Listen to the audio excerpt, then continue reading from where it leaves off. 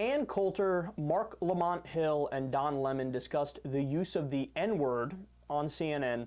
Let's listen to what they had to say. Some of this stuff is actually kind of surprising. Is it okay, Marc, to say this word dozens of times in movies or albums? Does that make it okay? It depends on what you mean by okay. If you mean as, let's get this out of the way, as a First Amendment matter, I think we all probably agree, at least the three of us, that you have a right to say it. And I don't think anyone wants to remove anyone's legal right to say it. So those people we can end that part of the conversation.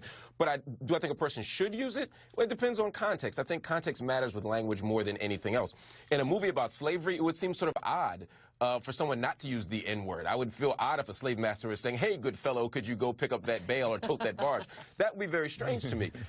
In music, I think people have freedom of expression. I mean, you talked about Kanye West's song, Niggas in Paris, and for me, particularly based on Kanye's interviews over the last few weeks, we see that it wasn't just a gratuitous use of the N-word. He was talking about the experience of being treated a certain way in a certain kind of cultural space. I will say, finally, that the guy who did the voiceover for that, the white guy that did the voiceover that said niggas in Paris, made me very uncomfortable. So it's context-driven. And does hearing it so much in pop culture blur the lines of what's acceptable to most people in daily life? It may be, especially with the young, aspiring white rap artists who want to be like Eminem. And I do think it makes a difference, obviously, if a white person or a black person says it. It's an ugly word. Unless you have Tourette syndrome, I don't think any white person should be saying it. I also think the N-word is different from many, many other words that everyone is always trying to compare to the N-word. As your segment at the beginning said, and I think it's correct, if the black experience is different from any other experience in America. There is slavery, there is Jim Crow, so I really do resent it when people come along and say, well, you can't say the phrase illegal alien when you use the N-word. You can't say retard when you say the N-word. You can't say, I don't know, a million other things. They're always comparing it to the N-word, so the main point I want to make is no other word is like the N-word. And Coulter for the win, ladies and gentlemen. Nobody saw that coming. CNN, people are going to say, Ann Coulter, this is one of the first times I've ever agreed with Ann Coulter, and it's on CNN. Mark this down in your calendar. But, Ann, you've always felt this way. This isn't new for you, right? It's not only not new for me, this is standard Republican position. I mean, Justice Rehnquist... And we're back. Yeah, okay, hang on. Now we're back to normal. Yeah. So, shockingly, Ann Coulter was right? I honestly don't think that's ever happened before. I mean, there's been times on this show, like, Bill O'Reilly says the occasional thing where we say, okay, good job, he was right about that one. Other conservative commentators, every once in a while, really rarely, but every once in a while, Glenn Beck will be right about something. So, okay, well, credit where credit's due. Never has it ever happened with Ann Coulter. This is a first. This is an absolute first. So, Ann, well done. However, Marc Lamont Hill was right at the end there when you went off the rails. I don't know, why we didn't expect that. It had to happen eventually, of course. Republicans, that's not what Republicans say. What you just said is not what Republicans say. Of course, they always say, well, if they can say it, we can say it too. We should be allowed to say it. It's just fair. Both sides got to be able to say it.